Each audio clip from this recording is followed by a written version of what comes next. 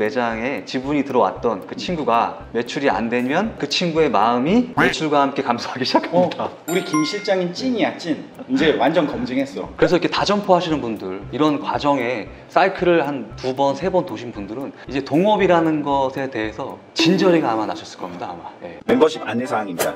맥형TV 멤버십 회원이 되시려면 구독 후 옆에 가입 버튼을 눌러주세요. 멤버십 회원은 좀 더 특별한 영상을 시청할 수 있으며 카톡과 유선을 통해 상담받을 수 있습니다. 안녕하세요 여러분, 창업의 맥을 짚어주는 맥형입니다. 오늘은 창업의 맥을 저 대신 좀 이렇게 집어주기 위해서 옆에 한 분이 나오셨는데 소개 한번 부탁드리겠습니다. 안녕하세요. 다점포 가이더 김규열이라고 합니다. 7년간의 직장 생활을 뒤로하고 성공을 꿈꾸면서 외식 창업을 하게 됐었고요. 5년간 외식업을 하면서 15개의 점포를 운영할 수 있게 되었습니다. 그래서 오늘 이 자리는 제가 5년간 15개 점포를 창업하면서 겪었던 그런 지식들을 나눠주는 자리가 될 것 같습니다. 어쨌든 반갑습니다. 예, 반갑습니다. 대표님이라고 해야 되나?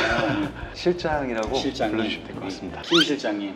예, 김 실장님. 김 실장님. 그러면 주로 했었던 업종들이 어떤 거였었죠? 숙성 삼겹살 전문점을 주로 했었었고요. 네네. 소갈비집, 양갈비집, 중식, 배달 브랜드 샵인샵도 한 2개 정도 고깃집으로 했었고요. 오프라인 배달 매장, 중식집까지 해서 한 15개 정도 이렇게 창업을 했었습니다. 다점포에 대해서 이야기하기 위해서 다점포란 무엇인가? 우리 네. 또 이제 모르는 창수분들이 있습니다. 예. 다양한 점포야? 뭐야? 또 이럴 수도 있거든요.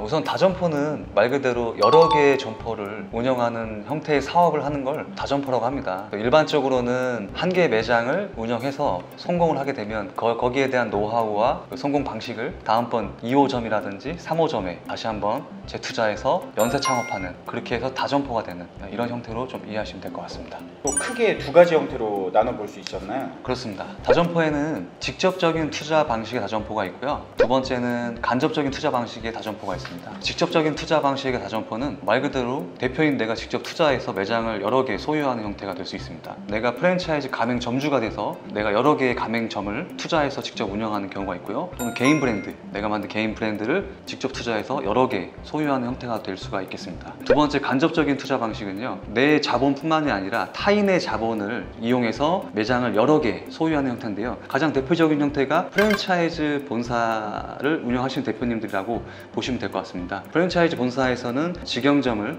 직접 투자해서 하기도 하지만 대부분의 점포는 가맹점주의 자본을 이용해서 간접적으로 투자해서 간접 소유하는, 그렇게 해서 점포를 늘려나가는 이런 방식이 있다고 볼 수 있겠습니다. 들어보니까 그런 것 같긴 해요. 직접적인 내가 투자를 하지 않아서도 내 노하우를 제공하고 맞습니다. 기술력을 제공해서 가맹점의 매출이 늘면 본사가 또 매출이 더 발생해서 이익 구조가 올라가는 그런 어떻게 보면 간접적인 투자 방식이라고 정의를 할 수 있을 것 같네요. 예, 맞습니다. 다점포 하면서 그냥 막연했어요. 하나의 매장을 운영하는 데 있어서 이 돈을 벌기 위해 10년의 시간이 걸렸다면 두 번째 매장까지는 불과 한 1년 정도밖에 안 걸리고, 두 개의 매장에서 세 번째 매장을 만드는데 불과 3개월, 4개월 확장도 진짜 빨라졌고, 그럴 때 느꼈던 게 그냥 단순히 확장만 하는 거예요. 이게 확장만 하면 돈이다, 매출이다, 이렇게 생각이 드는 거였죠. 예. 그래서 저는 그거를 10개 넘는 시점부터 이제 좀 문제가 조금씩 생기는데, 직원과의 갈등도 있었고 잘못 점포 개발이 돼서 들어가서 그렇죠. 부진 점포가 생기고 재투자 비용도 또 계속 들어가야 됐단 말이에요. 예. 하는 입장에 따라서 또 고충도 다를 거라고 생각하는데, 다점포 하다 보면서 겪게 된 일들 중에 가장 어려웠던 게 어떤 일이 있었나요? 다점포의 가장 어려운 점은 당연히 첫 번째로 사람을 꼽을 수가 있겠습니다. 다점포 운영하다 보면 저희가 한 가지 이지면 사업해요. 브랜드도 도입기, 성장기, 성숙기, 쇠퇴기가 있는데 저희는 쇠퇴하지 않을 거라 생각하고 확장을 해 나가죠. 그리고 두 번째, 경쟁 점포가 들어오는 건 또 생각하지 않고 지금 당장 높은 매출이 나오는 것을 보면서 확장을 해 나갑니다. 그러다가 이제 평균적으로 제가 이제 해보니까 1년 반 정도가 지나면 브랜드 파워가 좀 죽고 나와 유사한 동종 업종에 경쟁자에 진출하기도 하고, 또는 요즘 핫한 브랜드들이 또 내 상권에 침투해서 나의 매출을 하나하나 계속 갉아먹기 시작하죠. 그때 매장에 지분이 들어왔던 그 친구가 매출이 안 되면 그 친구의 마음이 매출과 함께 감소하기 시작합니다. 우리 김 실장님 찐이야 찐. 이제 완전 검증했어. 그래서 이렇게 다점포 하시는 분들, 이런 과정에 사이클을 한 2번, 3번 도신 분들은 이제 동업이라는 것에 대해서 진저리가 아마 나셨을 겁니다. 아마 믿었던 분들에 대한 상처를 좀 받기도 하거든요. 그래서 앞서 제가 말씀드렸던 직접 투자 방식으로 다점포하셨던 분들이 결과적으로는 이제 프랜차이즈 본사를 차리는 간접 방식으로 다 나아가시는 이 형태로 좀 이해하시게 되시면 볼 것 같습니다. 왜냐하면 간접 투자 방식은 다 가맹점주의 간접 자본, 그들의 진짜 자기 돈으로 투자했기 때문에 제가 이걸 시스템적으로 운영할 필요가 더 이상 없어지는 겁니다. 사람에 대한 스트레스, 동업에 대한 스트레스, 이런 것들에 대해서 많이 벗어날 수 있는 방식을 택하게 된다고 저는 보고 있고요. 난 지금 닭살 돋았잖아. 올라왔잖아. 어떠한 걸 전 이제 경험했냐면 10년 일했던 친구들과 일주일 가맹점 교육을 받았던 점주님이 너무 달랐던 게, 점주님은 자기 매장에 일주일 차 됐는데 헤라로 껌을 띄고 계시는 거예요. 그렇죠. 이게 이제 직원의 모습에서 사실 사소한 거지만 보기 어려운 거. 맞습니다. 물론 이제 이 간접 투자도 너무 어려운 건 점주님들의 마인드가 내가 내 돈 넣었는데 회사가 다 100% 해줄 거라고 이렇게 생각하시는 분들 너무 많아요. 그렇진 않죠. 네. 그래서 전부 좋은 제품을 내가 공급을 했음에도 불구하고 점주님들의 운영에 따라서 또 매출 차이가 발생을 하는 게 또 약간 이제 간접 투자 방식의 어려운 부분들이 있긴 한데, 네, 맞습니다. 그래도 직접 투자의 형태로 직원 관리의 어려움보다는 이게 훨씬 나으니까 프랜차이즈 가맹점을 이제 사업을 하게 되는 거죠. 정확하십니다. 네. 이렇게 어려운 부분, 문제점 이런 부분들을 이야기했지만 다점포를 운영하는 데에서 제대로 된 운영을 할 수 있는 방법이 분명히 있을 거잖아요. 그렇죠. 맥형 대표님께서는 동기를 부여할 수 있다고 생각하시나요? 아니면 그건 좀 어려운 측면이 있다고 보시는 거예요? 저는 동기부여라는 자체가 보상의 한 부분이라고 생각하거든요. 이게 이제 직접적인 보상이 있고 간접적인 보상이 있는데, 이거를 약간 좀 잘못하면은 독이 되기도 하고, 약 먹을 때 이 내성 생기는 거 있잖아요. 타이레놀 한 알 먹었는데 통증이 사라졌었는데 2알 먹어도 이제는 안 될 때가 온단 말이에요. 그러니까 너무 많이 먹다 보면 동기부여도 직접적으로 막 이렇게 하는 것보다 간접적인 동기부여가 중요하다고 생각하는데, 너무 어려운 건 이 목적 자체가 약간 같지 않으면은 간접적인 동기부여는 교육이나 훈련으로 되기가 어렵더라고요. 정말 뭔가 방법이 있나요? 제가 내린 결론은 동기부여를 저는 할 수는 없다고 봅니다. 왜냐하면 그 동기부여라는 단어 자체도 모순이라고 좀 어느 순간에 생각을 했거든요. 동기는 스스로 자기가 깨닫고 자기가 행동하는 건데, 그걸 어떻게 누가 부여해준다고 되는 건 전 아니라고 보거든요. 우리가 뭔가를 이제 해결할 때는 전 두 가지가 있다고 보는데요. 첫 번째는 사람을 통해서 해결하는 방식, 두 번째는 시스템을 통해서 해결하는 방식. 사람을 통해서 해결하는 거는 결과적으로 사람을 교육하고 마인드를 변화시켜서 그 사람이 더 앞으로 잘하겠지, 이제 이런 거고요. 시스템은 우리가 시스템만 보완하면 사람은 더 나은 결과를 얻게 해줄 거야, 이런 개념인데, 제가 앞으로 계속 드린 말씀은 시스템 안에 사람이 들어오게 하고 나중에 그 시스템이 만들어지면 그 사람이 다시 이 시스템을 개선시키는. 예를 들어서 쟤는 왜 이렇게 내가 꼭 이렇게 얘기해야지만 하지? 왜 이렇게 잘 못하지?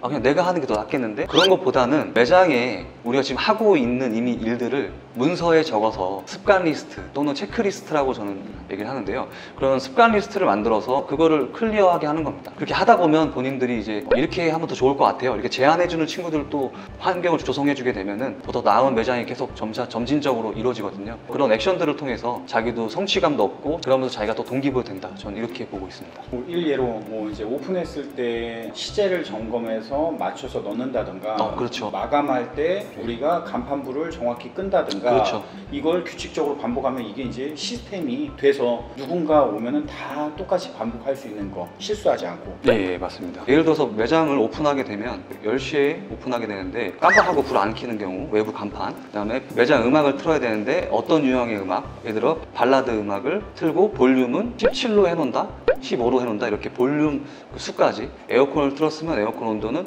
24도에 맞춰놓는다, 바람 세기는 강하게 한다, 중간을 한다, 이런 디테일한 부분까지도 하나하나 이제 나열하다 보면은 저희가 조금 더 탄탄한 매장 관리가 되지 않나, 이렇게 생각합니다. 아웃백도 과거에 일을 해봤지만 무조건 스포츠 채널이었어요. 채널 만지면 안 돼요. 여기 트는 음악들도 정해져 있고. 근데 우리는 듣고 싶은 음악 있잖아요. 그렇죠. 그냥 발라드 좋아하는 애가 오픈하면 발라드 틀고, 댄스 좋아하는 애가 음악 틀면은 또 오픈하면 댄스를 틀고 그러잖아요. 매장의 일관적인 운영을 고객들한테 선사하기 위해서는 이런 것도 다 통일시켜야 된다는 거죠. 체크리스트를 더 보완하고 개선할 줄 아는 사람들이 더 높은 직급으로 올라갈 수 있도록 직원 관리를 해 나가면 된다, 이렇게 보시면 될 것 같습니다. 개선이 안 되는 직원 해고해야 되나요? 사람은 고쳐 쓰는 거 아니고 바꿔 쓰는 거잖아요. 저도 동의합니다. 대부분은 바뀌더라고요. 하지만 그 인성이나 태도가 좋지 않은 분들은 전체적인 매장에 부정적인 영향을 당연히 주기 때문에 그런 분들은 해고하고요. 나머지 분들은 다 충분히 바뀐다. 퇴사하는 직원들이 많아지기 시작하면은 누가 들어와도 퇴사율이 높아져요. 근데 퇴사하는 직원들이 없이 매장이 손이 잘 안 바뀌고 오래 가면은 또 그 분위기에서 사람을 충원하면 또 오래 가더라고요. 그것도 물론 영향이, 예. 제가 운영했던 매장들에서는 직원들끼리 사용하는 구호가 있어요. 저희는 대답을 네나 알겠어 이렇게 대답하지 않고요. 좋초라는 구호를 쓰거든요. 그렇죠? 예, 좋습니다 라는 구호를 줄여서 예, 좋초라는 약간 예, 구호를 쓰거든요. 3번 테이블에 뭐 음식 좀 갖다 주세요 하면은 좋죠? 좋죠 이렇게 대답하는 겁니다. 서름자를 세게 발음하면 좀 위험할 것 같습니다. 근데 왜 그렇게 수많은 어휘가 있지만 좋죠라는 얘기를 하는 거죠? 강도가 높은 직업이다 보니까 그때 한 명이 누군가 인상을 쓰거나 그런 티를 내면 전체적으로 다 그 분위기를 타게 돼 있습니다. 예, 그래서 저희는 무조건 좋죠라는 얘기를 쓰게 해가지고 계속 저희가 파이팅을 좀 유지하는, 그리고 고객들도 그 소리를 들으면서 뭔가 여기는 에너지가 있고 밝은 분위기 속에서 고객들을 맞이하고 있구나 이런 메시지도 좀 전달해 줄 수가 있고요. 한번 여러분 오늘부터라도 이 영상을 보시면은 좋죠. 좋죠. 이거 한번 네. 써보세요. 그리고 꼭 반응 댓글 부탁드립니다. 동업 직원 관계를 택하는 게 확장할 때 바람직하다고 생각하세요? 돈이 모자라서 내지는 둘이 하면은 또 시너지가 나니까, 그래서 이제 대부분 동업을 하거나 아니면 지분을 받아서 이렇게 운영을 하거나 하는데 이렇게라도 확장을 하는 게 맞는 건가요? 동업은 어떤 사람들과 해야 되냐라는 거 제가 정의를 내렸는데요. 결과적으로 제가 끝맺음이 좋았던, 지금도 저랑 함께 하고 있었던 동료 유형을 보면 기버적인 성향을 좀 갖고 있는 성향일수록 기버적인 남한테 받는 것보다 내가 주는 것을 더 좋아하고 뭔가 대가를 바라서 주는 게 아니라 베푸는 성향입니다. 학문적으로도 당하는 사람도 기버가 많지만 성공한 상위 그 클래스도 다 기버가 많다고 합니다. 그런 사람들하고 동업관계를 맺는 게 서로 충분히 윈윈할 수 있고 실패를 하지 않는 동업이 된다. 근데 오히려 안 되는 데는 내가 이만큼 투자해줬는데 인풋이 있었는데 아웃풋이 나와야 되는 거 아니야? 엄청 생색내듯이 이야기하는 경우도 있었고요. 성향은 세 가지가 있습니다. 첫 번째 이제 기버적 성향, 두 번째 매처, 세 번째 테이커가 있는데요. 기버적 성향은 내가 받는 것보다 더 많이 베푸는 걸 좋아하는 사람. 매처 성향은 이해 타산적인 겁니다. 내가 주는 만큼 난 받아야 돼. 테이커 성향은 내가 주는 것보다 내가 더 많이 가져가려고, 뺏어가려고 하는 성향입니다. 우리 사업하다 보면 그런 경우 많이 접하시게 되는데, 동업을 하더라도 그런 기버적 성향의 분들하고 동업을 하시기를 제가 꼭 당부드리고 싶습니다.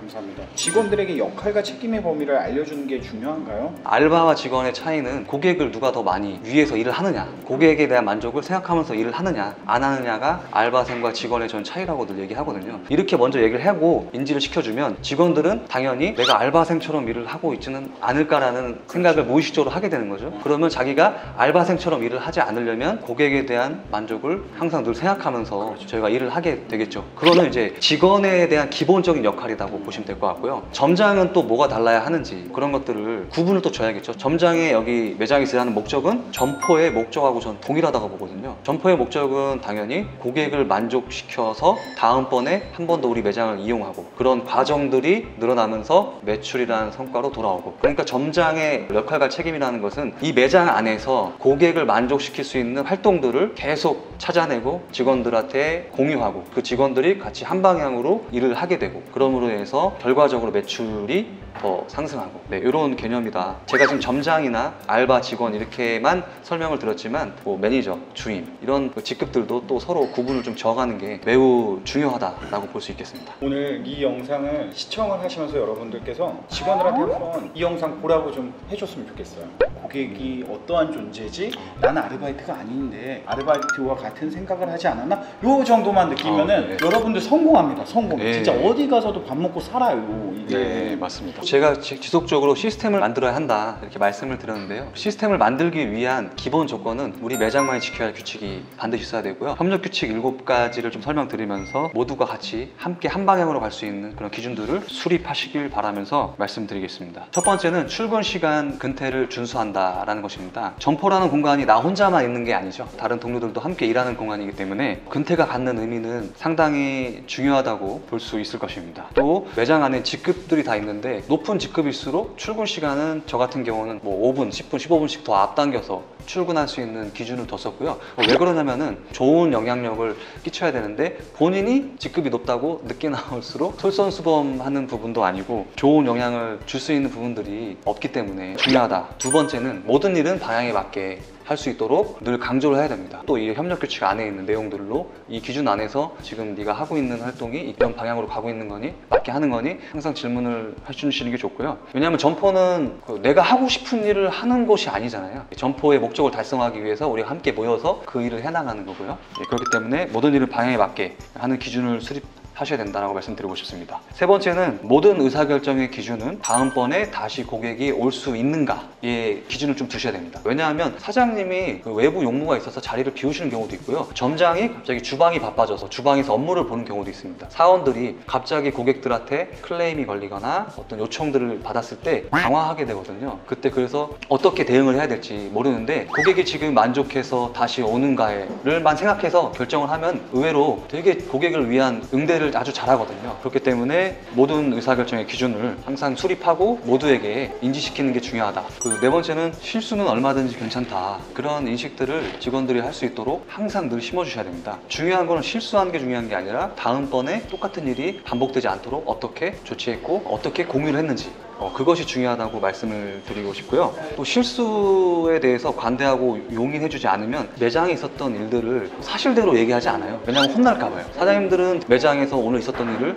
팩트 있게 다 얘기를 듣고 싶으신 거잖아요. 근데 사장님들이 얘기를 할 때 왜 넌 이렇게밖에 대응을 못해? 라고 하면서 혼내시거나 실수에 대한 추궁을 하시게 되면은 이제 더 이상 말하는 거에 대해서 좀 껄끄러워지는 거죠. 그래서 자꾸 숨기게 되고 사장님은 거짓된 정보를 자꾸 전달받게 될 수밖에 없습니다. 그렇기 때문에 실수를 늘 용인해 주시고 다음번에 똑같은 일이 발생하지 않게 조치했는지 그거를 확인해 주시는 게 중요하다고 말씀드리고 싶습니다. 다섯 번째는 그 문제라는 단어보다 개선이라는 단어를 사용하시길 바랍니다. 오늘 또 무슨 문제가 있었어? 이거 뭐가 문제야? 이렇게 자꾸 문제 하게 되면 내가 뭔가 맨날 문제가 있는 사람인가? 그래서 자책을 하게 되는 경우도 있고요. 자기 자신에 대해서 능력이 부족하다고 자꾸 여기게 되고 자신감도 또 떨어지게 됩니다. 그럼 그게 온전히 다 매장에 전체적인 영향을 미치게 될 수밖에 없거든요. 오늘 개선할 거는 뭐지? 이건 개선했어? 항상 문제라는 단어보다는 개선이라는 표현으로 사용하시는 게 저는 좋다라고 말씀드리고 싶고요. 여섯 번째는 업무를 지시받은 경우는 뭐든 시도해보는 것이 중요하다라고 늘 이렇게 말씀을 해주셔야 합니다. 왜냐하면 인간은 본래 변화를 싫어하거든요. 그렇기 때문에 고객님들을 위해서 개선하고 싶은 어떤 이벤트나 사이드 메뉴를 개발하거나 평소에 안 하던 뭔가를 제공할 때 이거 왜 하지 좀 싫어하거든요. 왜냐면 업무가 늘어난다고 또 느끼기 때문에요. 직원들은요. 그런 거를 애초에 방지하기 위해서 업무를 지시받았을 때는 우리가 적극적으로 시도해보자 이런 거를 기준으로 규칙을 두시는 게 중요하고요. 마지막 일곱 번째는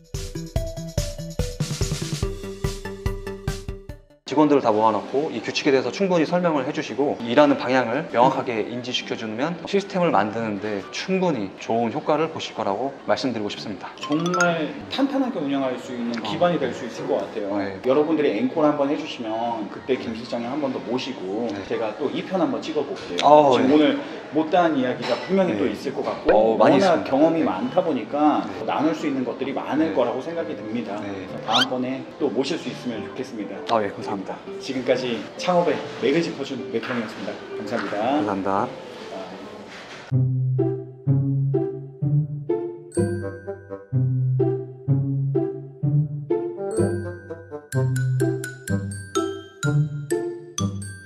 아.